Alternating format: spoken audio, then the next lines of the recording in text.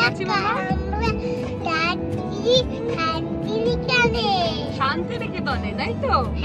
আমরা খুব মজা করবো বলো? গাড়ি করেই যাচ্ছি বলো? এতক্ষণে তো তোমরা বুঝেই গেছো যে আজকে আমি দেখাতে চলেছি শান্তিনিকেতনের ব্লগ।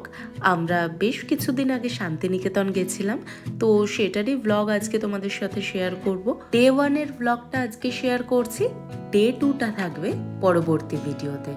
তো এবারে আমরা শান্তিনিকেতনে ট্রেনে করে যাইনি, গাড়ি করেই গিয়েছিলাম আমি, দিদি, জামাইবাবু, দেন দাদা, বৌদি, তারপর আমার হাজবেন্ড, দাদা, বৌদি আর দিদি জামাইবাবুর মেয়ে সবাই মিলে আমরা চলে গিয়েছিলাম শান্তিনিকেতনে।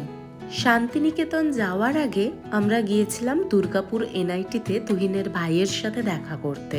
ও ওখানেই পড়াশোনা করছে লাস্ট ইয়ার, তো ওর সাথে দেখা করে দেন ওর সাথেই আমরা লাঞ্চ করতে গিয়েছিলাম। এই দুর্গাপুর এনআইটির ক্যাম্পাসটা কিন্তু বিশাল বড়, বেশ অনেকটাই বড় ক্যাম্পাস হওয়াতে ক্যাম্পাসের ভিতরেই গাড়ি নিয়ে ঘুরতে আমাদের অনেকটা টাইম লেগেছিল। ওই দিন কোনো একটা এক্সাম থাকার কারণে গেটের বাইরে বিশাল ভিড় ছিল। তো ওখান থেকে আমরা সোজা চলে গিয়েছিলাম দুর্গাপুরেই যে ভূতের রাজা দিলবর রেস্টুরেন্টটা আছে ওখানে গিয়েই আমরা লাঞ্চটা সেরেছিলাম। লাঞ্চে তো বেশ অনেক রকমই আইটেম ছিল, তবে আমার সব থেকে ফেভারিট ছিল এই কচু পাতা দিয়ে চিংড়িটা। এটার টেস্টটা না জাস্ট অসাধারণ।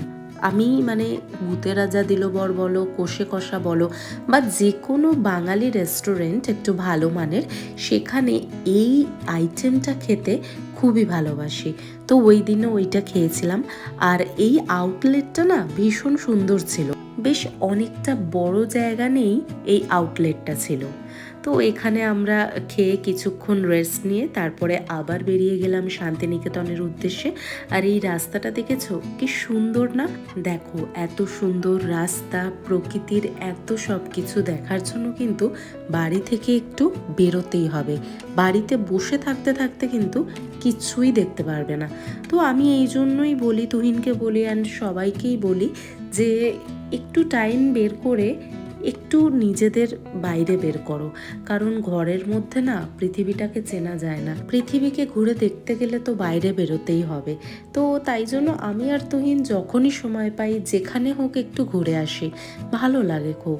তাও তুহিনের বেশি টাইম হয় না, তো ওই জন্য খুব একটা বেশি ঘুরতে পারি না, বাট চেষ্টা করি যখনই সুযোগ পাই তখনই বেরিয়ে যাওয়ার, এই আর কি। আর শান্তিনিকেতন বলো, তারাপীঠ বলো, এগুলোতে বছরে 3-4 বার মাস্ট ভিজিট প্লেস, তাই না? এখানে আর পুরীতেও এই জায়গাগুলো না তুমি যতবারই যাও ততবারই নতুন করে আবিষ্কার করতে পারো।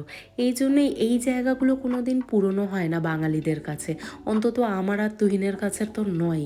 আমি আর তুহিন নয় করে শান্তিনিকেতন আমাদের বিয়ে হওয়ার পরে 2বার চলে গিয়েছি।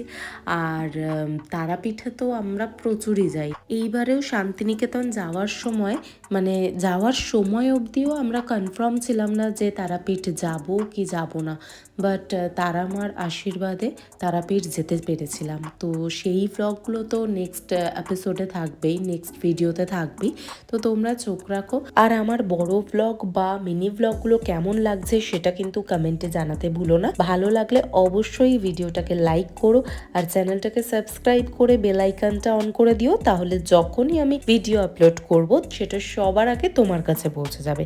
তো কথা বলতে বলতে আমরা চলে এসেছিলাম। আর এইটা হচ্ছে আমার যে দিদি আছে, তুহিনের দিদি, তার কিন্তু একটা বাড়ি, এটা কিন্তু কোনো হোটেল না। এই কলোনিটায় বেশ অনেকগুলো এরকম বাংলো আছে। তো এখানে তোমরা যেতে পারবে না, কারণ এটা ওরা ভাড়া দেয় না, জাস্ট ওরা নিজেরা মাঝে মাঝে থাকার জন্য এটা বানিয়েছে। এখানে আরো এরকম অনেক বাংলো আছে, সেটা তোমরা যদি চাও তো কিনতে পারবে। আর যদি ভাবো এখানে ঘুরতে আসবে, 2-3 দিনের জন্য স্টে করতে আসবে, তাহলে আশেপাশে প্রচুর রিসর্ট আছে, সার্চ করবে গুগলে পেয়ে যাবে, সেখানে এসে তোমরা থাকতে পারবে। তো ওই দিন আমাদের তো যেতে অনেকটাই বেলা হয়ে গিয়েছিল, আমরা সোনাঝুরির হাট সেরকম ঘুরতেই পারিনি, যেতে যেতে পুরো সন্ধে হয়ে গিয়েছিল। সন্ধ্যের মধ্যেই চারটিখানি আমরা শপিং করেছিলাম।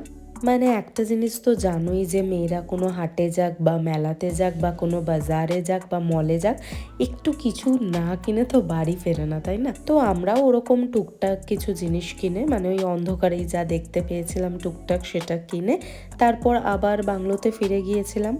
ব্যাস এইভাবেই স্পেন্ড করেছিলাম ওই দিনটা। আর এটাই ছিল ডে 1-এর শান্তিনিকেতনের ব্লগ। তো আবার দেখা হবে ডে 2 ব্লগ নিয়ে। স্টে টিউন, ভালো থেকো, সুস্থ থেকো, আর আমার ব্লগগুলো দেখতে থাকো। ভালো লাগলে অবশ্যই ভিডিওটা লাইক করো আর চ্যানেলটাকে সাবস্ক্রাইব করে আমার পাশে থেকো। Thank you.